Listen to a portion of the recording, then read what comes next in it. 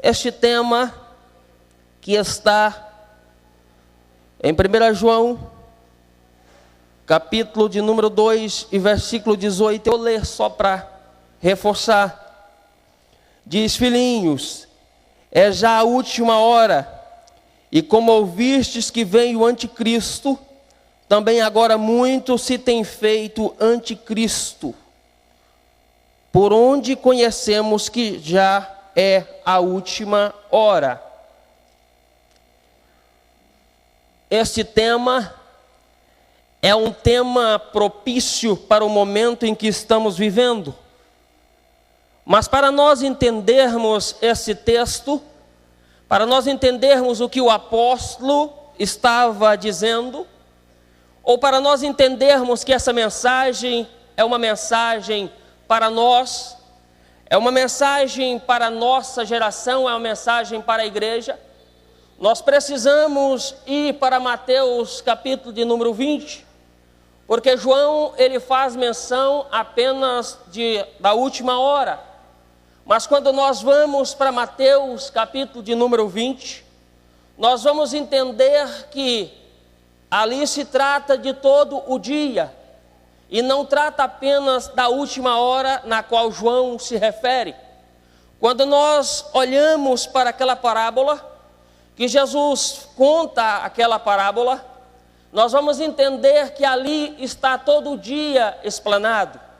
Que Jesus, ele conta aquela parábola e fala que o reino dos céus é semelhante a um homem que saiu para contratar trabalhadores para a sua vinha. E este homem saiu pela madrugada, a contratar os trabalhadores. E depois também ele saiu, depois de contratar trabalhadores e acertar com eles o salário de um dia, ele saiu outra vez, à terceira hora do dia. E depois também de contratar mais trabalhadores, ele sai à sexta hora e também à nona hora. E depois ele sai à 1ª hora. É nessa 1ª hora que João escreve esse texto. E nós vamos entender quem são os trabalhadores da madrugada. Segundo os estudiosos, os trabalhadores da madrugada são os patriarcas e os profetas, que tinham uma visão, não uma visão tão clara, que viam como longe, mas eles criam na promessa. A 2ª hora que ele sai para contratar os trabalhadores, ou seja, a 3ª hora, faz menção ao Pentecostes, quando mais de 120 homens estavam reunidos, e o Espírito Santo do Senhor desce naquele lugar. E quando eles são tomados pelo Espírito Santo, o povo fica maravilhado, e começa a dizer: mas não são galileus estes homens? E por que nós estamos ouvindo na nossa própria língua? E alguns diziam: não, eles estão cheios de mosto, eles estão bêbados. E Pedro levanta com autoridade e diz: não, nós não estamos bêbados. À 3ª hora do dia, não é possível nós estarmos bêbados, mas nós estamos cheios do Espírito Santo de Deus, porque hoje se cumpre a profecia que foi dita pelo profeta Joel. A outra hora do dia, a 9ª hora, se refere àquele momento em que Jesus esteve, porque a 9ª hora é o meio-dia, é no momento em que Jesus encontra com aquela mulher samaritana, e ali ele tem um diálogo com ela. Então ele chama os samaritanos, que até então eram excluídos, porque não eram aceitos, e Jesus então chama eles e ingressa eles. Nós poderíamos aplicar esta hora, o meio-dia, a hora em que Jesus chama os excluídos, a hora em que Jesus chama aqueles que são desprezados, a hora que Jesus chama aqueles que são os pequenos e os menosprezados. A 3ª hora, a 6ª hora do dia, é a hora em que Jesus saiu, ou o trabalhador saiu para contratar mais trabalhadores. E quem são esses trabalhadores? Da 9ª hora. São os trabalhadores que são os apóstolos que foram cheios do Espírito Santo de Deus, nós podemos entender que nessa hora, que corresponde às 3 horas da tarde, era o momento em que na casa de Cornélio, eles estavam reunidos, tramando ou falando acerca dos gentios, e havia uma resistência entre os judeus para aceitar os gentios no ingresso da salvação. Eles acreditavam que os gentios não tinham direito à salvação, porque a salvação era somente para os judeus. Mas Deus dá uma revelação a Pedro, e Pedro vai então à casa de Cornélio, e quando ele chega na casa de Cornélio, quando ele começa a falar, o Espírito Santo toma aquele povo naquele lugar, e eles se abraçam, e eles então entendem que o projeto de Deus era para todos. Eu quero que você entenda nessa noite, que esse dia se trata do plano redentivo do Senhor Jesus. Mas a palavra do Senhor diz que ele também sai pela 11ª hora a contratar trabalhadores, e na 11ª hora que corresponde ou está correspondente entre as 5 e 6 horas da tarde, ele encontra trabalhadores ociosos e ele pergunta para eles: por que vocês estão ociosos o dia inteiro? E ele responde: porque nós não fomos convidados para trabalhar. Então ele faz um convite para que eles vão trabalhar na vinha, e é nessa última hora que João está mencionando nesse texto. O que nós podemos entender ou subentender é que João está aqui exemplificando ou querendo nos dizer que Jesus estava passando o bastão. Se os trabalhadores da madrugada são os profetas, o que João estava querendo dizer com esse texto: olha, os profetas que vieram antes de vocês. E quando nós olhamos para Hebreus capítulo de número 11, nós vamos entender, pastores, que os profetas e os patriarcas, os trabalhadores da madrugada, eles avançaram, eles venceram reinos, eles conquistaram reinos, eles venceram os inimigos, eles enfrentaram os fios da espada e prosperaram, porque eles confiavam em Deus. Aleluia! Eles avançaram. Então nós vamos entender que João estava querendo dizer: olha, o mesmo Senhor que saiu pela 1ª hora, na madrugada, a contratar trabalhadores, o mesmo Senhor que saiu à 3ª hora do dia para contratar trabalhadores, o mesmo Senhor que saiu na 6ª e na 9ª hora e na 11ª hora, é o mesmo Senhor. Ou seja, o Senhor que chamou os patriarcas, o Senhor que chamou os apóstolos, o Senhor que chamou os samaritanos, é o Senhor que chama esta igreja, é o Senhor que chama a mim e que chama você. Não adianta nós pensarmos que não temos condições de fazer. O que João estava dizendo: olha, o bastão está sendo passado, o bastão está sendo passado para a igreja. Então essa mensagem é para a igreja. Agora você vai me perguntar: pastor, mas já tem mais de 2000 anos, e João estava dizendo de uma última hora, estava falando da última hora, porque nós os gentios fomos chamados na última hora. Mas aí você me pergunta: já faz mais de 2000 anos, pastor, e como nós estamos? Nós já não estamos mais na última hora, nós estamos nos últimos segundos da igreja na terra. A última hora foi o momento em que a igreja foi chamada à responsabilidade. A responsabilidade é minha e sua. A responsabilidade é nossa. O mesmo Espírito que ungiu os apóstolos é o Espírito que ungiu a mim e ungiu a você. É tempo de despertar, é tempo de olhar e entender o plano de Deus para nós. Não adianta ficar parado e dizer: não, não é para mim, porque é para mim e é para você.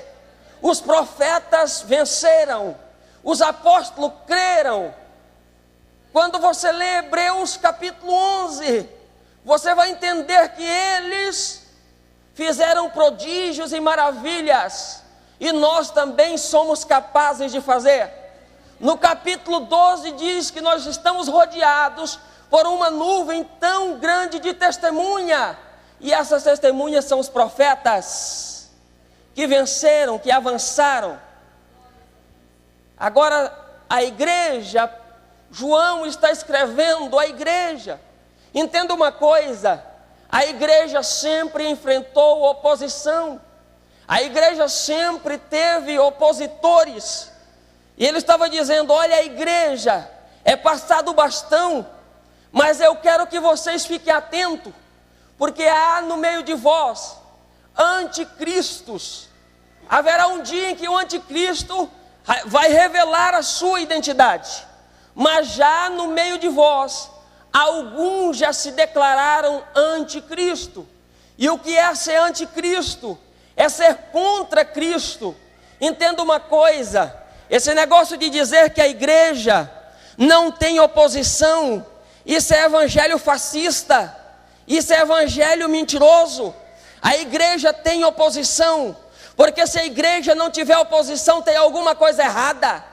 A igreja sempre vai ter adversários, porque a igreja anda na contramão do mundo, a igreja está na contramão de Satanás. Satanás é o opositor da igreja, por isso Satanás levanta homens e levanta mensageiros para poder se opor a Cristo e se opor à vontade de Cristo. Mas eu tenho uma mensagem de Deus para você: Jesus Cristo é o dono da igreja, e Ele nunca perdeu uma batalha, Ele nunca perdeu uma guerra, Ele nunca entrou numa batalha para perder, porque Ele é o general imbatível.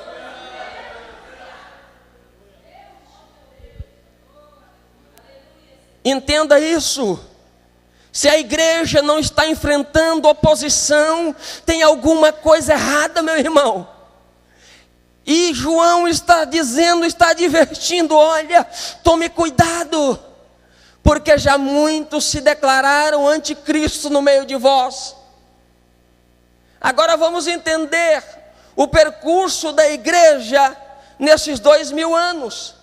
Alguns estudiosos, para facilitar, eles entendem que as cartas das igrejas da Ásia, elas não são apenas cartas para um momento, mas são cartas direcionadas a um período. Eles acreditam que cada igreja daquela representa um período da nossa igreja, da igreja que pegou o bastão na terra. Sendo assim, por essa linha de pensamento, eles dizem que a igreja de Éfeso representa a primeira era da igreja, que vai até os anos 150. Eles acreditam que a segunda era, o segundo período da igreja, que vai dos anos 150 até os anos 316, é representado pela igreja de Esmirna. O terceiro período da igreja, que vai dos anos 316 até os anos 600, é representado pela igreja de Pérgamo. O quarto período da igreja, que vai dos anos 600 até os anos de 1500, é representado pela igreja de Tiatira. O quinto período da igreja, que vai dos anos 600 até os anos de 1500, é representado pela igreja de Sardes. O sexto período da igreja, que vai dos anos 1600 até os anos de 1750, é representado pela igreja de Filadélfia. O sétimo período da igreja na terra, que vai dos anos 1750 até o final do século 20, é representado pela igreja de Filadélfia. O sétimo período, o sexto período é representado pela igreja de Filadélfia. O sétimo período, que é no século 21, é representado pela igreja de Laodiceia.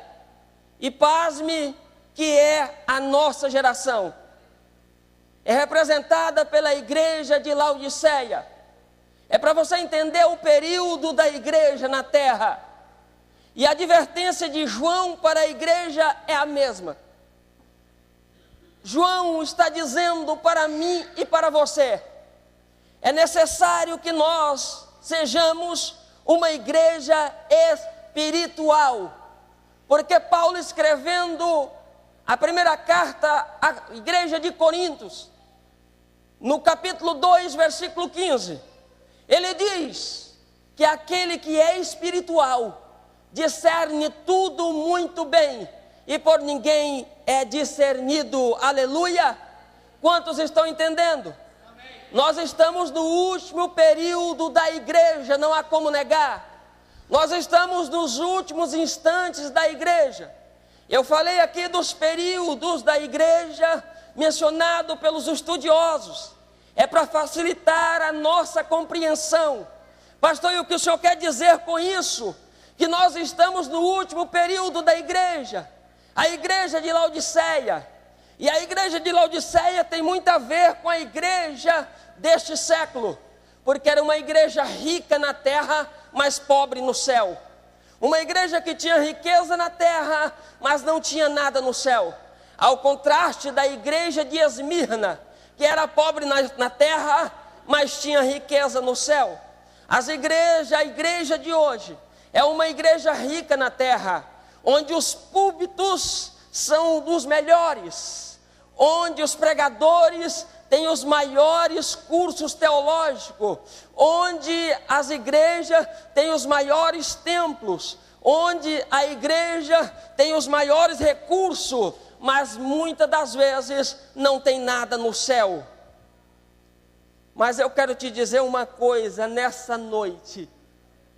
Na mesma visão de João, quando ele escreve a carta, no capítulo 1 e no versículo 13, quando ele estava na ilha de Patmos, ele disse que quando virou para ver quem falava com ele, ele viu 7 castiçais de ouro, e no meio dos 7 castiçais de ouro, havia um semelhante ao Filho do Homem. O que eu quero dizer para você é o seguinte, que não importa o período da igreja, não importa a dificuldade que a igreja tenha passado, em todos os períodos enfrentados pela igreja, teve períodos que marcaram a igreja com mortandade. Teve período em que os nossos irmãos foram jogados nos coliseus. Teve período que nossos irmãos foram queimados vivos. Teve período que os nossos irmãos foram arrastados nas ruas. Teve período em que os nossos irmãos foram perseguidos. Mas em todos os períodos da igreja, porque os 7 castiçais representam as 7 igrejas, Jesus está em pé no meio dos 7 castiçais. E quer dizer para você o seguinte: se Jesus está em pé no meio dos 7 castiçais, que isso que representa as 7 igrejas da Ásia, significa dizer que em todos os períodos da igreja, Jesus está em pé no meio dela. Essa igreja chegou ao 11º aniversário, não é por causa dos obreiros, não é por causa do pastor, não é simplesmente porque você está aqui, não é porque você faz parte do hall de membro, não é porque você dizima, não é porque você oferta, mas é porque Jesus está em pé no meio dela. A igreja não vai sucumbir porque Jesus está em pé no meio dela. Quem olha para a igreja e diz vai acabar, é porque não entende que Jesus está em pé no meio dela. Aleluia! Jesus está em pé no meio da igreja. O seu ministério não acabou ainda porque Jesus está em pé diante de você. A sua família não foi arrastada para o mundo porque Jesus está em pé no meio da igreja. O seu ministério não foi destruído porque Jesus está em pé no meio da igreja. Satanás engana em pensar que ele te destrói. Você sabe qual é a maior vontade de Satanás? É tirar você da posição que Deus te colocou. porque Ele sabe que se você permanecer na posição que Deus te colocou, Ele jamais terá condições de destruir você. Paulo, escrevendo para a igreja de Éfeso, no capítulo 2, ele diz: nós estando mortos nos nossos pecados e ofensas, o Senhor nos vivificou, nos ressuscitando com Cristo, nos fazendo ou nos pondo nas regiões celestiais em Cristo Jesus. Sabe o que isso significa? Que aonde está a cabeça está o corpo. Quem é o cabeça da igreja? É Jesus Cristo. Jesus Cristo está à destra de Deus Pai, no terceiro céu, nas regiões celestiais. Significa dizer que nós também estamos lá. E o diabo sabe disso, porque aonde está a cabeça está o corpo. E se a igreja é o corpo de Cristo, nós estamos acima de Satanás, nós estamos acima das potestades, nós estamos acima dos demônios, nós estamos acima de todas as adversidades. E Satanás sabe disso, e ele quer te tirar de lá, porque ele sabe que lá ele não te atinge, ele sabe que lá ele não vai contra você, ele sabe que lá ele não vai contra a sua família. E a palavra que eu tenho para você nessa noite: não desça da posição na qual Deus te colocou, porque nessa posição Ele vai te honrar, nessa posição Ele vai te guardar, nessa posição Ele vai te preservar, nessa posição Ele vai te fazer chegar do outro lado.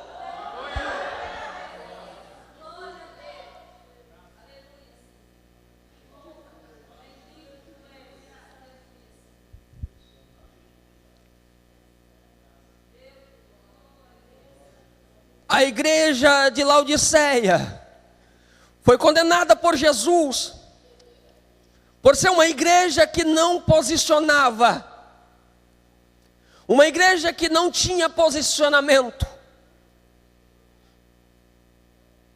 E a igreja de hoje, ela tem que se posicionar. Nós precisamos nos posicionar, porque o bastão foi passado para nós. Nós precisamos ser voz profética. Eu pergunto para você nessa noite: o que você tem feito?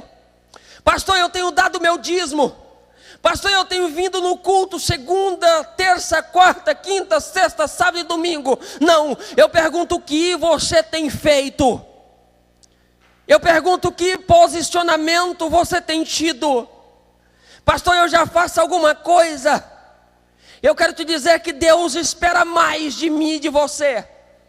Deus não espera apenas o nosso dízimo. Deus não precisa do nosso dízimo. A obra precisa, Ele não. Pastor, eu tenho cantado no conjunto. Deus não precisa que você apenas cante no conjunto. Eu quero te dizer uma coisa, eu quero que você entenda o que eu estou querendo dizer. Que Deus, Ele não quer apenas te salvar, Ele quer te usar. Deus não quer apenas te salvar, Ele quer que você seja profeta. Deus não quer apenas te salvar, Ele quer que você impacte essas nações. Deus não quer apenas te salvar, Ele quer te ver entregando profecia na presença dEle. Deus quer te ver cheio, Deus quer te ver desbaratinando o projeto de Satanás. Deus quer te ver destruindo todas as armadilhas de Satanás. Deus quer mais para a tua vida. É a última hora. O relógio está marcando a última hora, o último momento. Esse negócio de dizer que essa geração é uma geração que vai acabar. Pastores, alguns pregadores dizem que a igreja de hoje, do século 21, a igreja da nossa geração, ela é mais conhecida pelos escândalos do que pelos milagres. Ela é mais conhecida pelos escândalos do que pelo poder de Deus que move no meio dela. Mas eu quero dizer uma coisa: enquanto Jesus estiver em pé no meio dela, algo vai acontecer. E eu estou aqui te dizendo, algo vai acontecer muito em breve, porque Jesus está de pé no meio da igreja. A juventude não irá se perder, a igreja não irá se perder. É porque você está falando, pastor? Não, é porque Jesus está em pé no meio dela.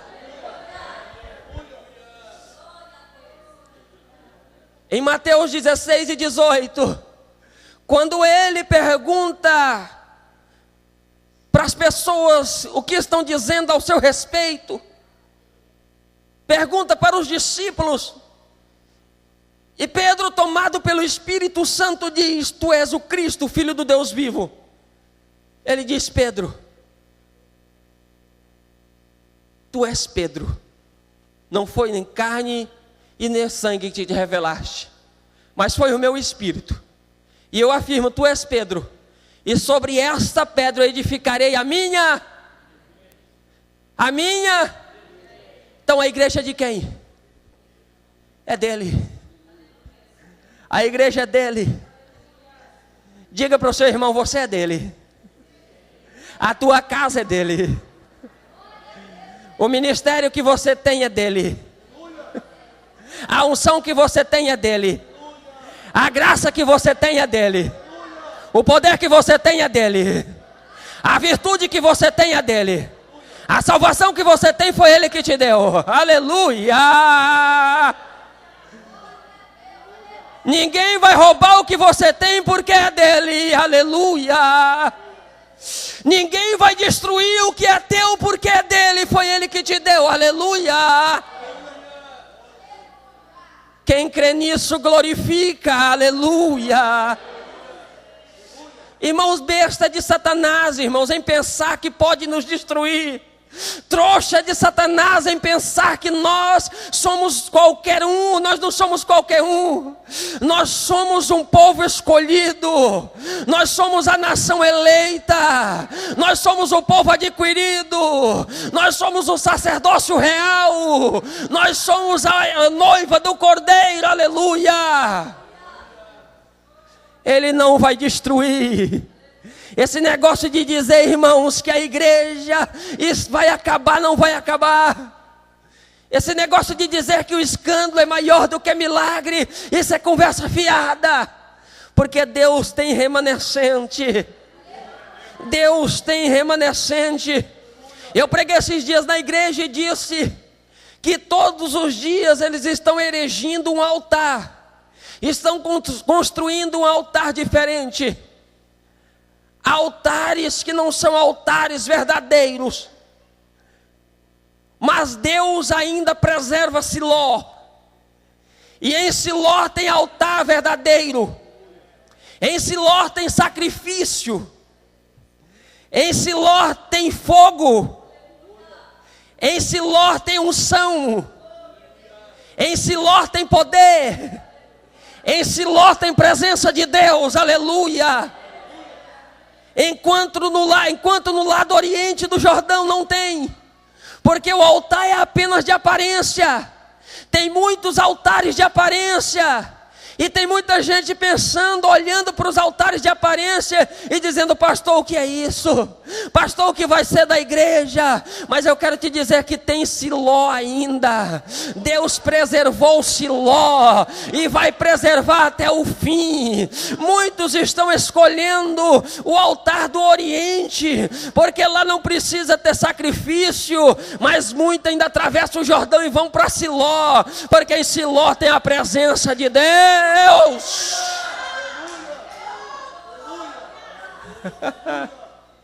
Você sabe por que estão fazendo réplicas de altar? É porque quando o altar é de aparência, eles controlam o altar, senhores. É por isso que colocam adúlteros no altar. É porque o altar não é verdadeiro. É por isso que colocam homossexuais no altar.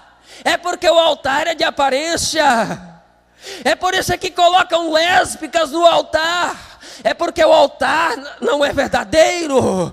Porque no altar verdadeiro, primeiro tem que ter a propiciação pelos pecados. Tem que mudar. Tem que passar lá e tem que mudar. Para subir no altar de Siló, primeiro tem que ter sacrifício, expiação pelos pecados. E depois que haver expiação, aí sim sobe no altar. Oh, aleluia, quem quer ir para Siló? Oh, aleluia. Irmão, tem muita gente, irmãos, que está do outro lado e fala: para que isso? Para que isso? Para que esse barulho em Siló? Para que este mover? Para que esses gritos? Para que essas línguas estranhas? Para que esses barulhos? Para que esse reteté? É porque não entende nada de Siló, irmãos. Porque em Siló as coisas são espirituais. E aquilo que é espiritual só discerne quem é espiritual, quem é carnal não entende. Oh, tem alguém aqui espiritual? É tempo de posicionar. O bastão foi passado para nós. E é tempo de posicionar, irmãos. É tempo de nos posicionarmos. Já está chegando a última hora.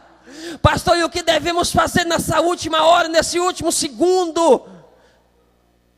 A igreja deve orar. A igreja deve buscar. Se você olhar nos versículos que seguem, João está advertindo, está dizendo: olha, é necessário que vocês deem testemunho do conhecimento que tem de Deus, através do seu mandamento.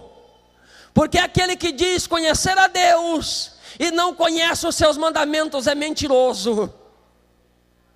No versículo 6 ele diz que aquele que diz está em Cristo tem que andar como ele anda. Eu poderia dizer muitas palavras bonitas para você nessa noite. Eu poderia dizer que Deus vai abrir uma porta gigantesca para você.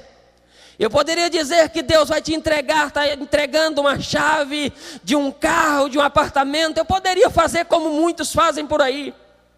Mas eu quero te dizer nessa noite, a palavra que eu tenho para você nessa noite, que muito em breve Ele vai abrir as portas do céu, e vai dizer: vem bendita da minha alma, entra no meu reino, o possui por herança, sente comigo na mesa, participe comigo desse banquete, a porta do céu vai se abrir muito em breve. Oh, aleluia.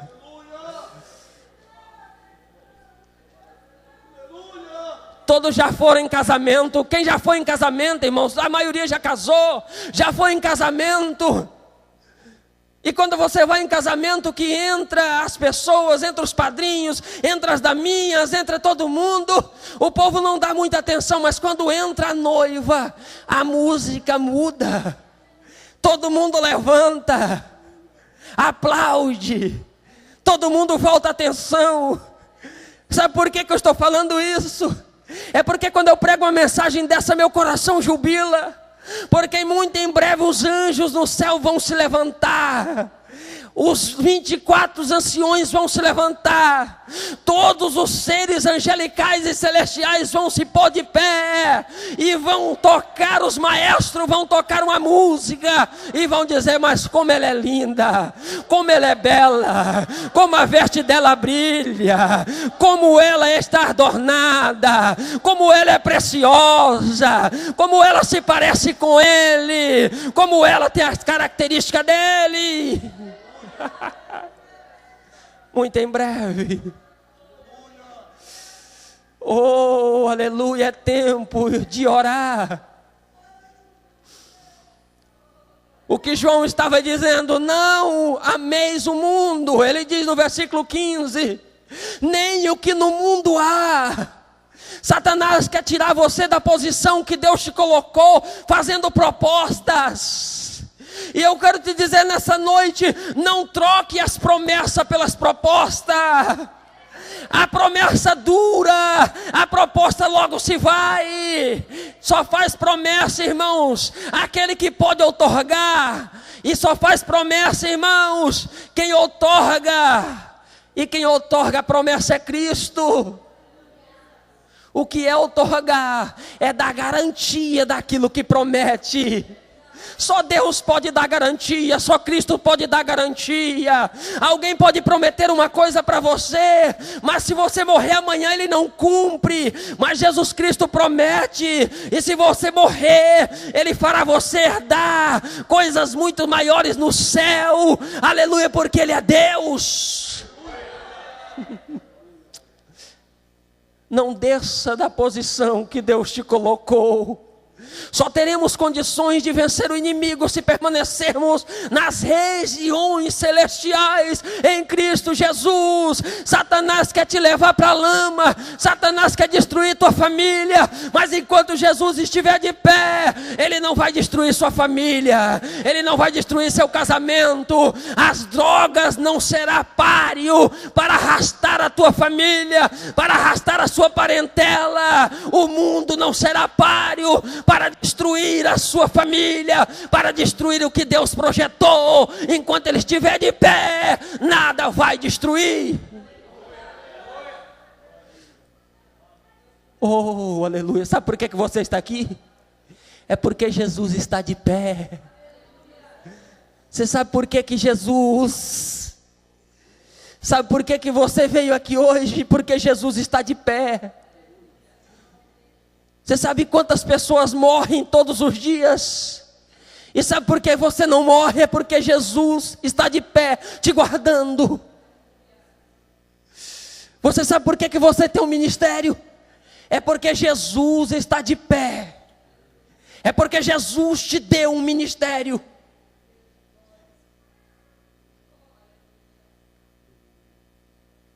Esta igreja está de pé porque Jesus está de pé no meio dela.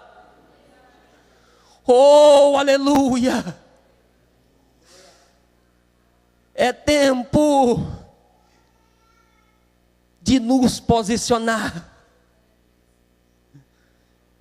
João diz: não ameis o mundo, nem o que no mundo há. Porque se alguém ama o mundo, o amor do Pai não está nele. Sabe por que João está dizendo isso? É porque as propostas do mundo, elas parecem boas. As propostas do mundo, elas parecem atrativas. E multidões estão indo atrás dessas propostas. A proposta do mundo é fama. A proposta do mundo é holofote. A proposta do mundo é dinheiro. A proposta do mundo é degrau. A proposta do mundo é você estar nos primeiros lugares. Mas a promessa de Deus é a vida eterna. A promessa de Deus é a salvação. A promessa de Deus é a restauração. Aleluia! Quem quer promessa? Quem quer promessa? Levante a mão, diga: eu quero promessa. Eu fico com a promessa. Eu não abro mão da promessa pela proposta. Aleluia! Oh, aleluia.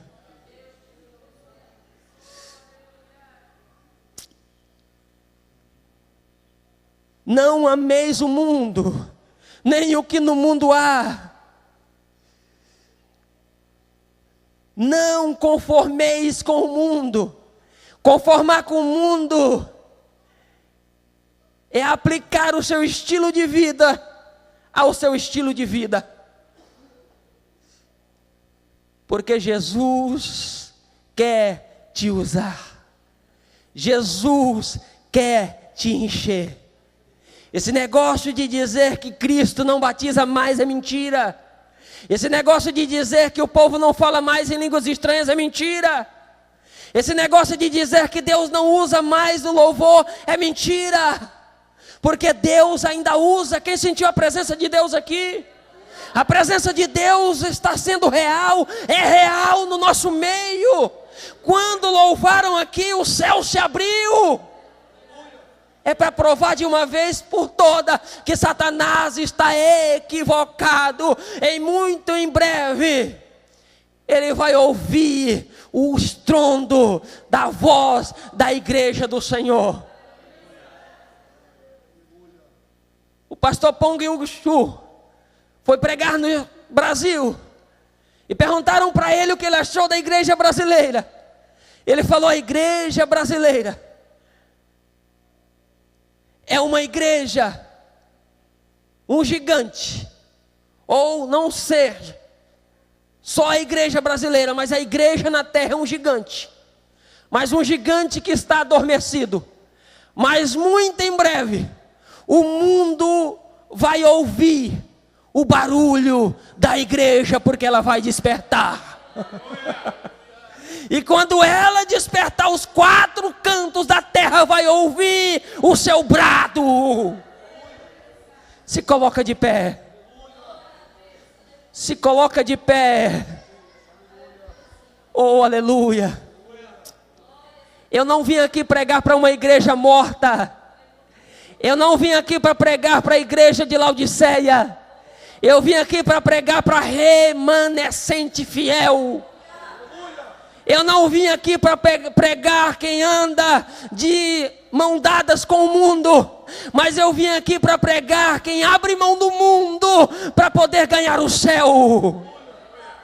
Eu não vim aqui para pregar para quem troca Jesus por qualquer barganha, mas por quem abre mão de tesouros dessa terra por amar a Cristo e amar a sua causa. Eu não vim aqui pregar para uma geração morta, mas eu vim pregar para uma geração viva, porque é uma geração que crê no poder do Senhor Jesus. Oh, aleluia. Oh, aleluia. Oh, aleluia. Glória ao nome do Senhor, aleluia. A história dessa igreja nunca mais será a mesma. A tua história nunca mais será a mesma. Às vezes você está como muitos, olhando de um lado para o outro, e dizendo: pastor, mas está difícil, é tanto escândalo, é tanta corrupção, é tantas pessoas se vendendo, é tantas pessoas caindo, o evangelho está caindo em descrédito. Como, pastor, pregar uma mensagem dessa e dizer que não, dizer que Deus está no meio da igreja, dizer que Cristo está de pé no meio da igreja? Como? Talvez você está como o profeta Jeremias, olhando e dizendo: Deus, como eu vou profetizar que o cativeiro é só 70 anos, a cidade está destruída, o templo destruído, os muros queimados, as portas queimadas? Como? Ele diz: Jeremias, eu bem sei o pensamento que eu tenho a respeito de vós, e é um pensamento de paz e não de mal. É o pensamento de vos fazer prosperar e de chegar ao fim que deseja. Cristo quer que você vença. Cristo quer que você avance. Cristo quer que a tua família seja salva. Cristo quer que a tua parentela seja alcançada. Cristo quer que o Espírito Santo te encha. Cristo quer que você seja um porta-voz dele na terra.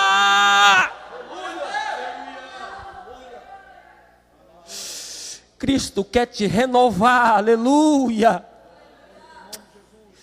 Eu falei aqui que o único jeito da igreja se safar desses falsos mestres, desses anticristo que anda por aí, é a igreja ser espiritual. E eu creio que eu estou pregando para uma igreja espiritual. Irmão, é tempo de discernir, porque assim você vai identificar esses malas sem alça que anda por aí, querendo deturpar a noiva, querendo manchar a noiva, ridicularizar a noiva. Mas é você espiritual, e você vai discernir, e você não vai aceitar qualquer tipo de ensino, qualquer tipo de heresia, porque quem é espiritual tudo discerne, aleluia. Eu estou pregando para uma igreja espiritual. Oh, aleluia.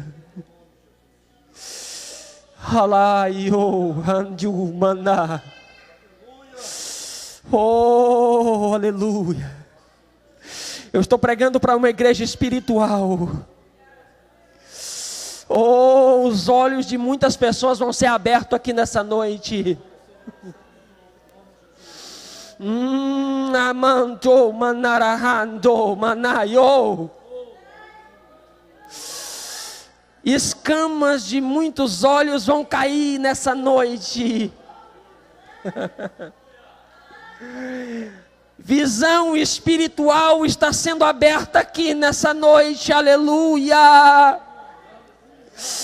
Porque a noiva não vai ser enganada, a noiva não vai ser envolta no engano, a noiva não será levada para o engano, para a mentira, a noiva não será vítima de vilões pilantras, a noiva estará guardada, a noiva estará escondida, aleluia.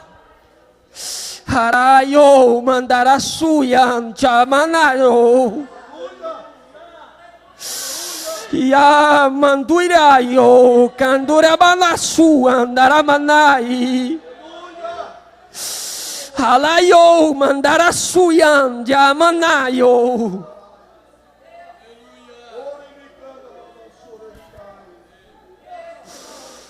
Hirayo kanjura mandorasu.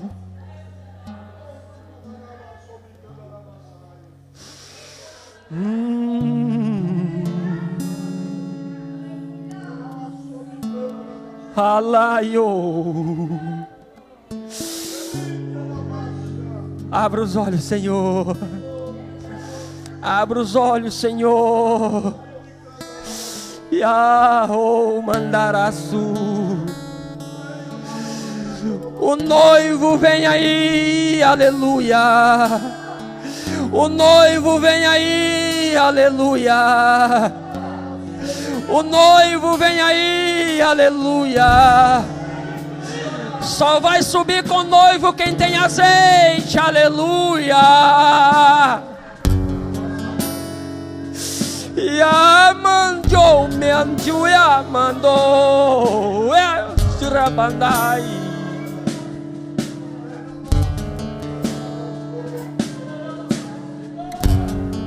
Yandure manatsu. O noivo vem aí, aleluia.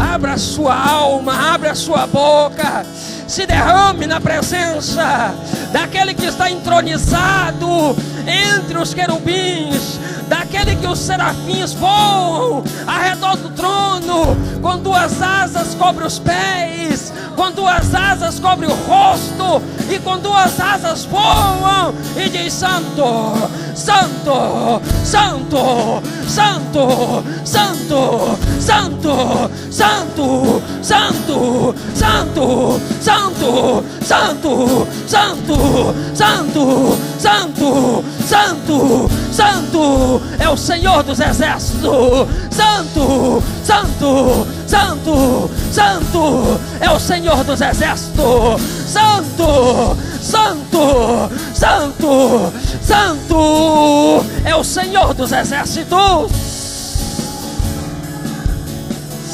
Arabacho mandarayo. Deixa Deus te encher, deixa Deus te encher, deixa Deus te usar. É hora de se posicionar, é hora de se levantar. Ei, Deus quer mais, Deus espera mais de você, Deus espera mais, aleluia.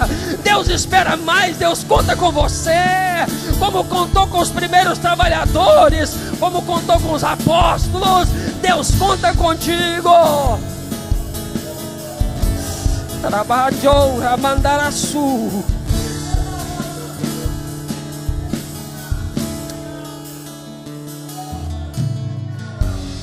Alaio mandaraçu. Yamandoraçu. igreja, faz Satanás delirar. Adore ao Senhor. Ele faz de tudo para prender a sua adoração, para acabar com a sua adoração. Ele faz de tudo para te frustrar. Mas adore, porque enquanto você adora, o Senhor trabalha. Enquanto você adora, Ele cura. Enquanto você adora, Ele salva. Enquanto você adora, Ele entra na tua casa. Ele entra na tua vida. Enquanto você adora, Ele vai trabalhando, Ele vai curando, Ele vai restaurando, Ele vai libertando.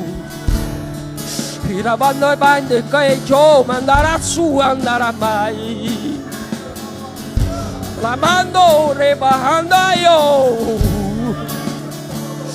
Yayo mandara sua andarai. Remando mandara hayo.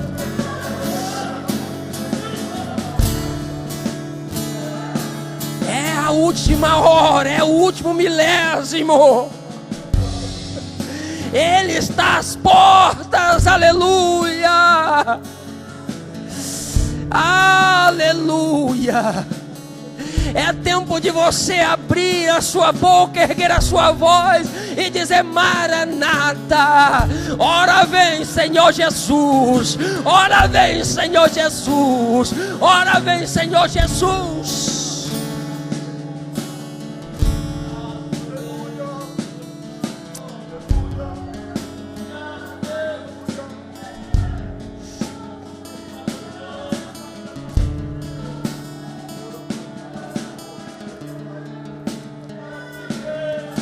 Estenda a tua mão que eu tenho uma palavra profética para você. Eu prego no nome de um Deus que vive, de um Deus que é a testemunha verdadeira, que é o Amém. É aquele que promete e cumpre todas as coisas. Cristo está às portas. E eu quero te dizer nessa noite uma palavra profética. A tua família não ficará de fora. A tua casa não ficará de fora. A tua parentela não ficará de fora. Os desviados vão voltar.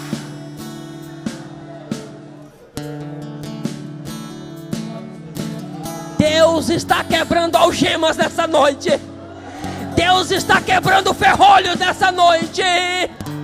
Deus está quebrando grilhões nessa noite. Adoraya manakayo. Alassumanakando.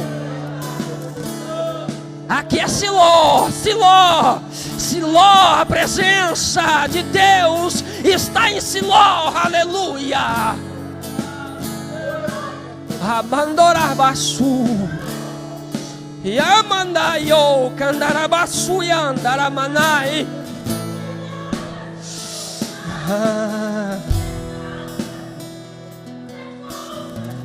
Aleluia.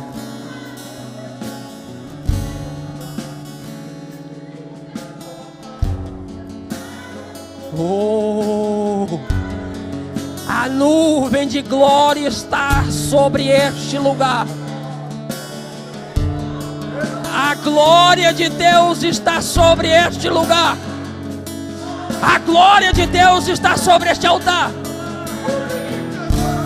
A glória de Deus está sobre esta casa. Ai, oh, amandarassumene, ai, comanarai.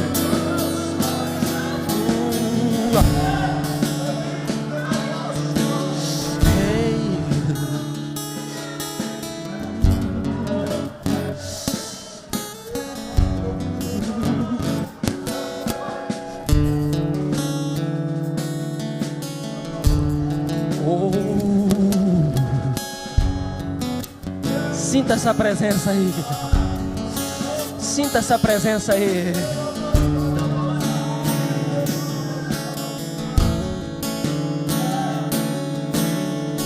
Não importa se tem alguém que está do teu lado e que não atravessou o Jordão. Talvez está olhando para você e está dizendo: eu não acredito. Está olhando para você e está dizendo: para que isso?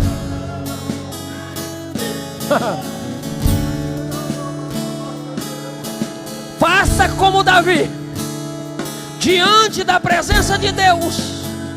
Tire o éfode, tire as vestes reais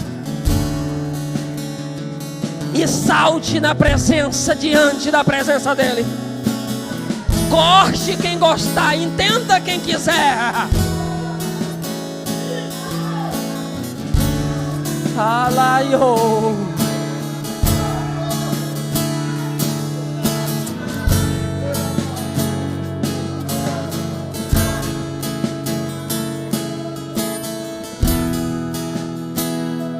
Aleluia.